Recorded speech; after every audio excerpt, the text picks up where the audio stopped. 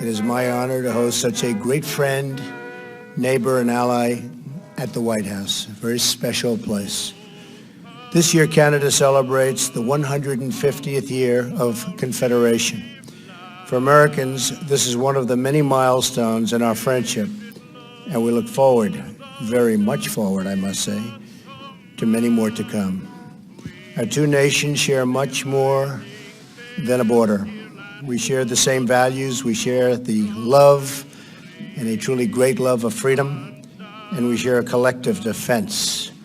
American and Canadian troops have gone to battle together, fought wars together, and forged the special bonds that come when two nations have shed their blood together, which we have. In these dangerous times, it is more important than ever that we continue to strengthen our vital alliance. The United States is deeply grateful for Canada's contribution to the counter-ISIS effort. Thank you. And we continue to work in common and in common cause against terrorism and work in common cooperation toward reciprocal trade and shared growth. We understand that both of our countries are stronger when we join forces in matters of international commerce. Having more jobs and trade right here in North America is better for both the United States and is also much better for Canada. We should coordinate closely, and we will coordinate closely to protect jobs in our hemisphere and keep wealth on our continent and to keep everyone safe. Prime Minister, I pledge to work with you in pursuit of our many shared interests. This includes a stronger trading relationship between the United States and Canada. It includes safe, efficient, and responsible cross-border travel and migration. And it includes close partnership on domestic and international security. America is deeply fortunate to have a neighbor like Canada. We have before us the opportunity to build even more bridges and bridges of cooperation and bridges of commerce. Both of us are committed to bringing greater prosperity and opportunity to our people. We just had a very productive meeting with women business leaders from the United States and Canada, where we discussed how to secure everything that we know the full power of women can do better than anybody else. We know that. I just want to say, Mr. Prime Minister, that I'm focused and you're focused on the important role women play in our economies. We must work to address the barriers faced by women and women entrepreneurs, including access to capital, access to markets, and very importantly, access to networks. In our discussion today, we will focus on improving the ways our government and our governments together can benefit citizens of both the United States and Canada, and in so doing, advance the greater peace and stability of the world. Mr. Prime Minister, I look forward to working closely with you to build upon our very historic friendship. There are incredible possibilities for us to pursue Canada and the United States together. Again, thank you for joining us, and I know our discussions will be very, very productive for the future of both countries. Mr. Prime Minister. Thank you, Mr. President. Good afternoon, everyone. Thank you very much for joining us. By extending my sincere thanks to President Trump for inviting me down to Washington. Any day I get to visit our southern neighbors is a good day in my books, particularly when it's so nice and warm compared to what it is back home. We are suffering under a significant winter storm that's hitting our Atlantic provinces particularly harsh, so I just want to send everyone back at home my thoughts as they shovel out and impress on everyone to stay safe. Le président et moi avons eu une première... The President and myself have had a very productive first meeting today. We had the opportunity to get to know one another better, And more importantly, we had the opportunity to talk about the unique relationship between Canada and the United States. Citizens on both sides of the 49th parallel have understood that the bond between our nations is a special one. No other neighbors in the entire world are as fundamentally linked as we are. In conflict zones together, negotiated environmental treaties together, including 1991's historic air quality agreement. And we've entered into groundbreaking economic partnerships that have created good jobs for both of our peoples. Canadians and Americans alike share a common history, as well as people-to-people ties that make us completely and totally integrated. Our workers are connected by trade, transportation, and cross-border commerce. Our communities rely on each other for security, stability, and economic prosperity. Our families have long lived together and worked together. We know that more often than not, our victories are shared. And just as we celebrate together, so too do we suffer loss and heartbreak together. Through it all, the foundational pillar on which our relationship is built is one of mutual respect. And that's a good thing, because as we know, relationships between neighbors are pretty complex, and we won't always agree on everything. But because of our deep, abiding respect for one another, we're able to successfully navigate those complexities and still remain the closest of allies and friends. Make no mistake, at the end of the day, Canada and the US will always remain each other's most essential partner. And today's conversations have served to reinforce how important that is for both Canadians and Americans. As we know, 35 US states list Canada as their largest export market, and our economies benefit from the over $2 billion in two-way trade that takes place every single day. Millions of good middle-class jobs on both sides of the border depend on this crucial partnership. Maintaining strong economic ties is vital to our mutual success, and we're going to continue to work closely together over the coming years so that Canadian and American families can get ahead. Comme nous le savons, le Canada représente le plus grand. As we know, 35 U.S. states market, and our economies benefit from the over $2 billion in two-way trade that takes place every single day. Millions of good middle-class jobs on both sides of the border depend on this crucial partnership. Maintaining strong economic ties is vital to our mutual success, and we're going to continue to work closely together over the coming years so that Canadian and American families can get ahead. That President Trump and I discussed today. At the end of the day, the President and I share a common goal. We both want to make sure that hardworking folks can go to work at a good job, put food on the table for their families, and save up to take a vacation every once in a while. That's what we're trying to do here. Today, we reiterated that our nations are committed to collaborating on energy infrastructure projects that will create jobs while respecting the environment. And as we know, investing in infrastructure is a great way to create the kind of economic growth that our countries so desperately need.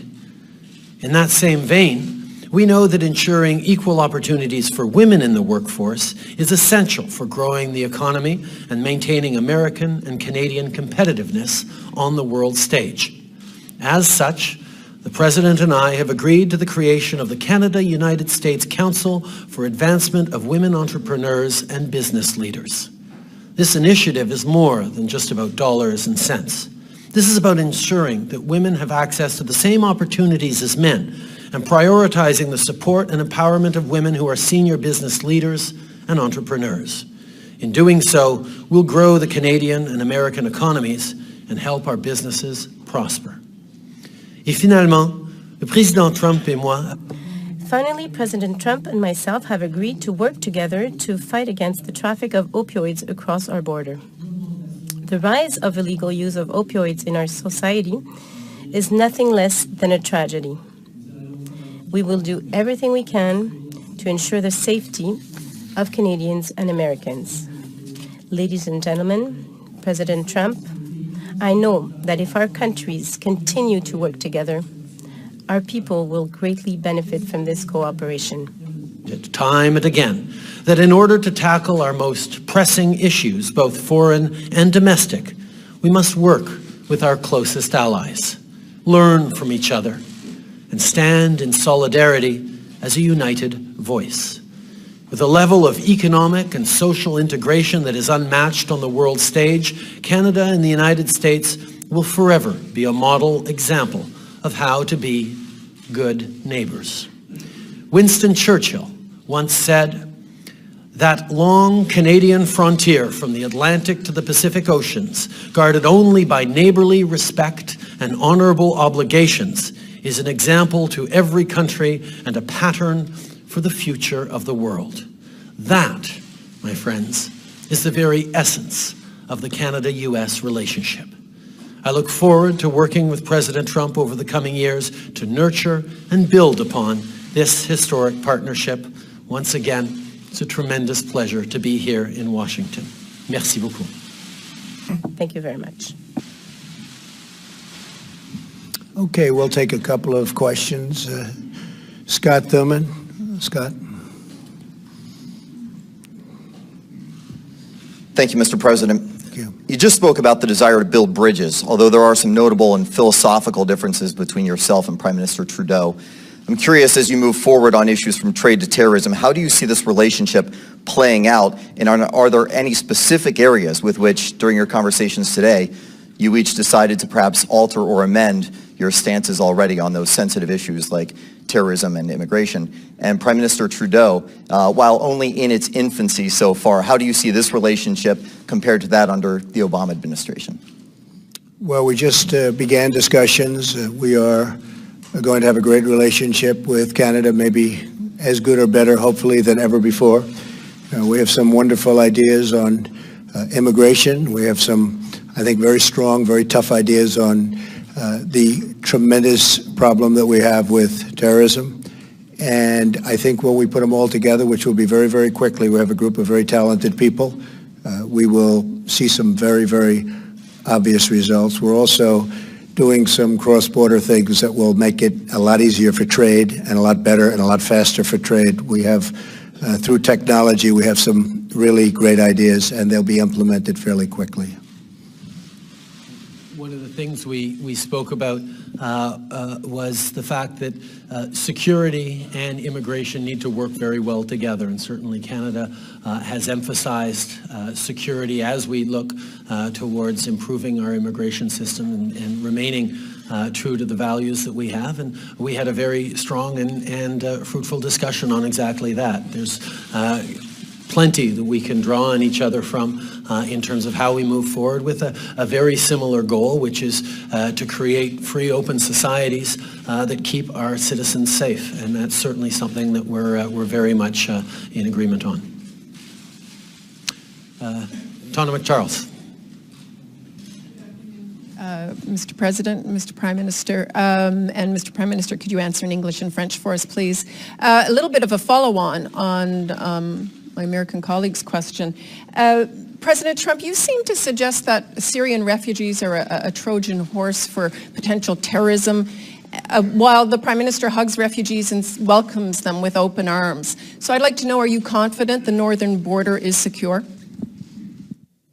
You can never be totally confident, but through the incredible efforts already, I see it happening, of formerly General Kelly, now Secretary Kelly. We have really done a great job. We're actually taking people that are criminals, very, very hardened criminals in some cases, with a tremendous track record of abuse and problems, and we're getting them out. And that's what I said I would do. I'm just doing what I said I would do when we won by a very, very large electoral college vote. And I knew that was going to happen. I knew this is what people were wanting. And that wasn't the only reason. That wasn't my only thing that we did so well on, but that was something that was very important. And I said we will get the criminals out, the drug lords, the gang members. We're getting them out. General Kelly, who's sitting right here, is doing a fantastic job. And I said at the beginning, we are going to get the bad ones, the really bad ones. We're getting them out, and that's exactly what we're doing. I think that in the end, everyone's going to be extremely happy, and I will tell you right now, a lot of people are very, very happy right now. Canada has always understood that keeping Canadians safe is one of the fundamental responsibilities of any government, and that's certainly something that we're very much focused on. At the same time, we continue to pursue our policies of openness towards immigration and refugees without compromising security. And part of the reason we've been successful in doing that over the past year, welcoming close to 40,000 Syrian refugees, is because we have been coordinating with our allies, the United States and around the world, to demonstrate that security comes very, very seriously to us, and that's something that we continue to deal with. C'est clair que it is clear that if you want to have a healthy and secure society, or safe society, you have to make sure. President Trump, now that you've been in office and received intelligence briefings for nearly 1 month, what do you see as the most important national security matters facing us? And Prime Minister Trudeau, you've made very clear that Canada has an open door policy for Syrian refugees. Do you believe that President Trump's moratorium on immigration has merit on national security grounds? Okay, thank you. Many, many problems.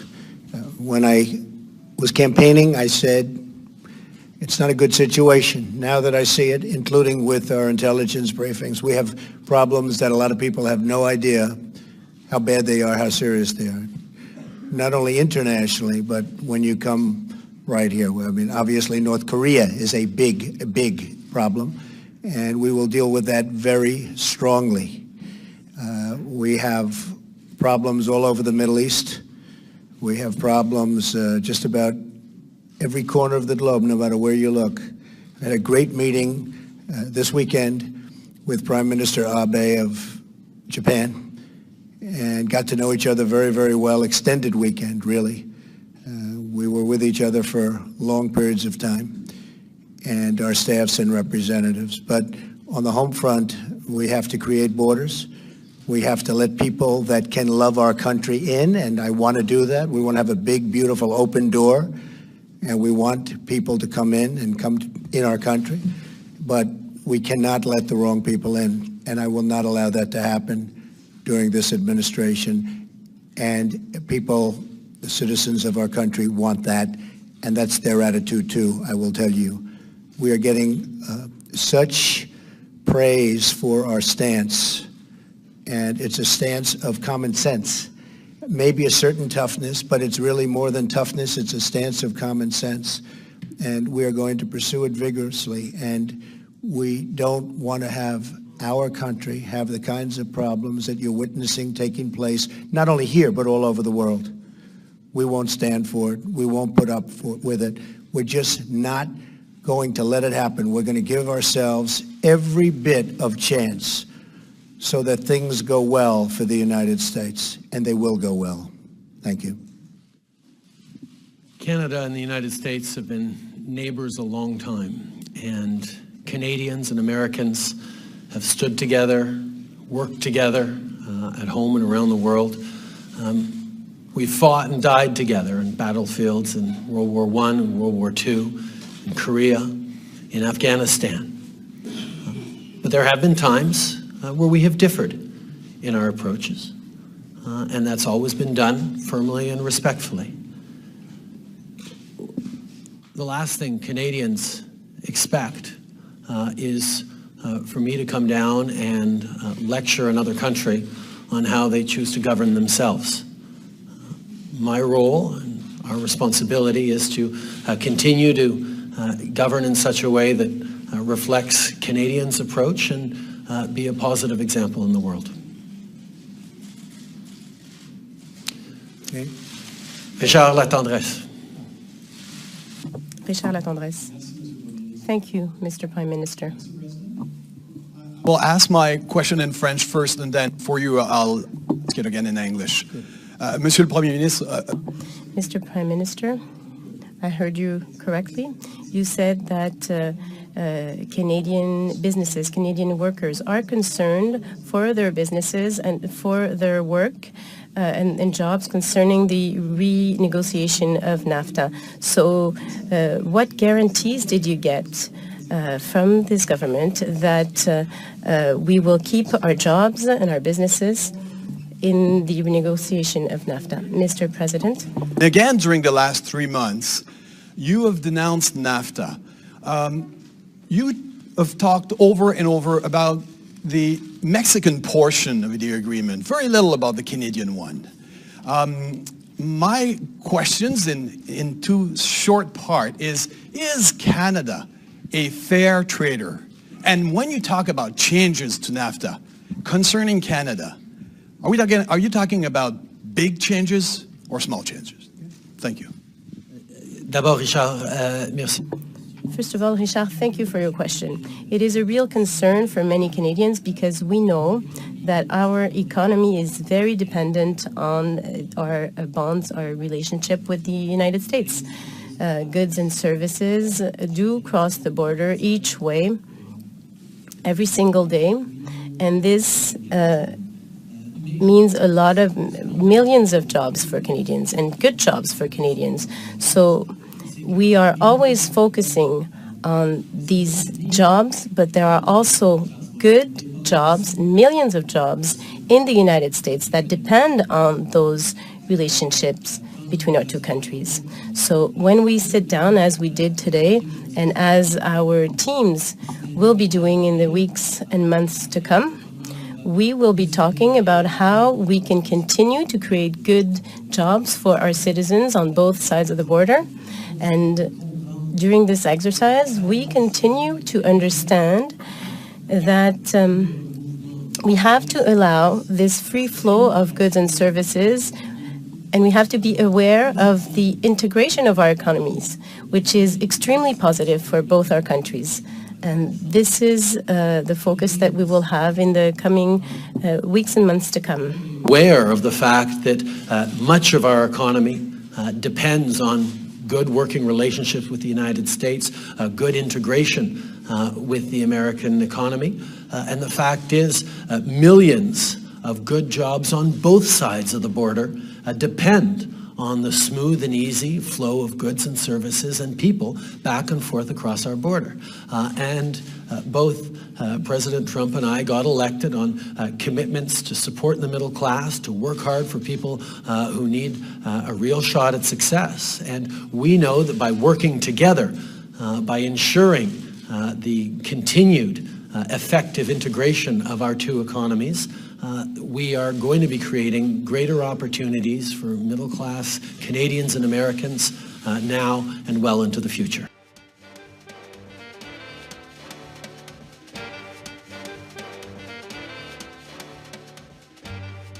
Long live the King. Long live the King. Long live the King. Long live the King. Long live the King. Long live the King. Long live the King. Long live the King.